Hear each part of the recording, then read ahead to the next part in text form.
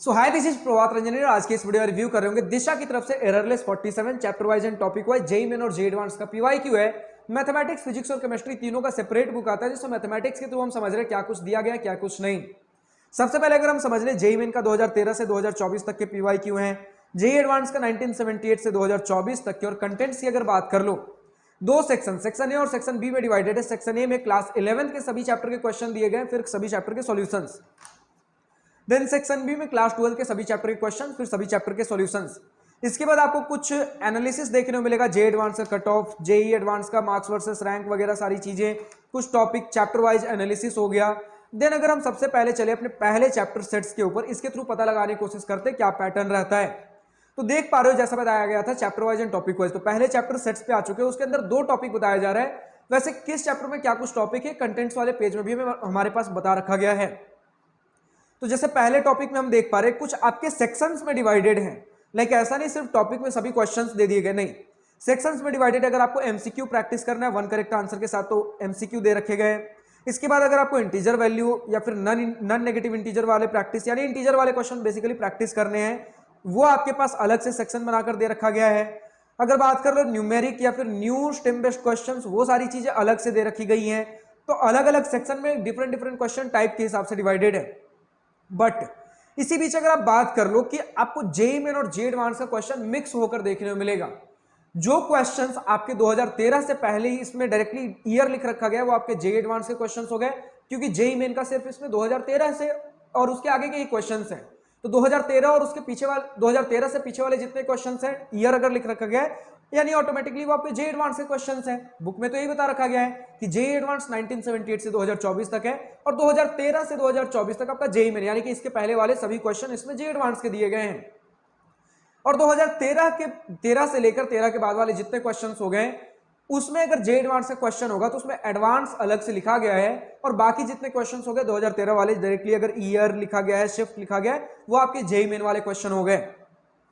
तो अगर हम बात कर ले कितने क्वेश्चन हमें देखने को मिलते हैं, तो पहले टॉपिक में हमें देखने को मिल रहा है 15 क्वेश्चन।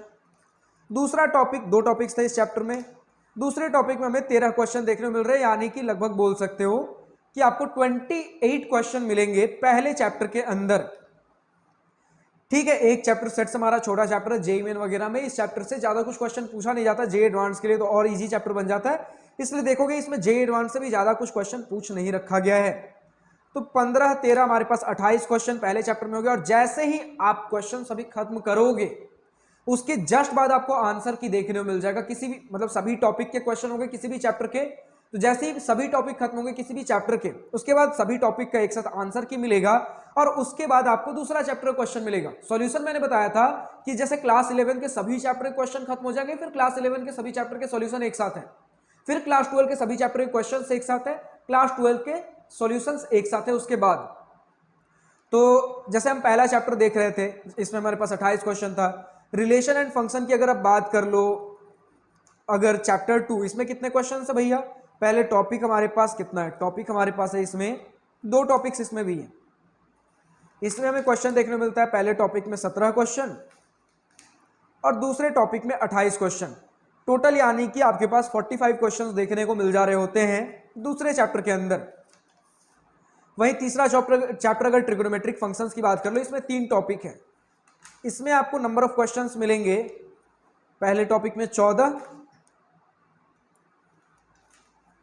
दूसरे टॉपिक में आपको मिल रहा है 68, यानी कि 82 क्वेश्चंस हो गए अभी तक। इसके बाद आपको टॉपिक 3 में मिलेगा 48 क्वेश्चंस, यानी 82 आपका हो गया 90, 130 क्वेश्चंस आपके ट्रिगोनोमेट्रिक फंक्शंस में हैं।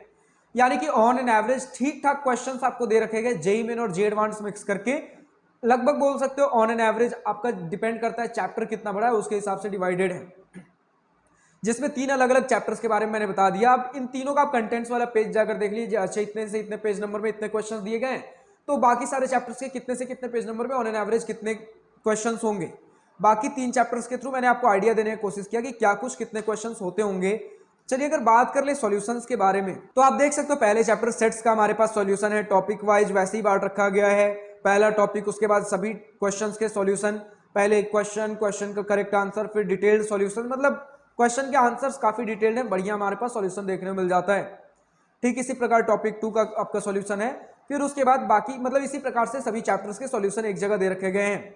फिर क्लास 11 के सभी चैप्टर के जब आपके सॉल्यूशन खत्म होंगे फिर क्लास 12 के क्वेश्चन चालू होंगे, क्लास 12 के सभी चैप्टर के क्वेश्चन खत्म होंगे फिर क्लास 12 के सॉल्यूशन चालू होंगे। और अगर देख लें कुछ दिया गया हो नहीं, इतना कुछ है, ठीक है। तो यानी कि अगर एक ठीक ठाक एक बुक चाहिए जिसमें जेईई मेन और जेईई एडवांस दोनों प्रैक्टिस हो जाए तो हमेशा से हमारा एररलेस काफी एक प्रेफर्ड बुक होता है स्टूडेंट्स की तरफ से। तो अगर आपको ये बुक पसंद आ रहा हो, परचेस करना हो, तो इसका अमेजॉन लिंक नीचे डिस्क्रिप्शन में दिया गया है। Thank you for watching this video, good bye, nice day, wish you all the best for future, enjoy journey.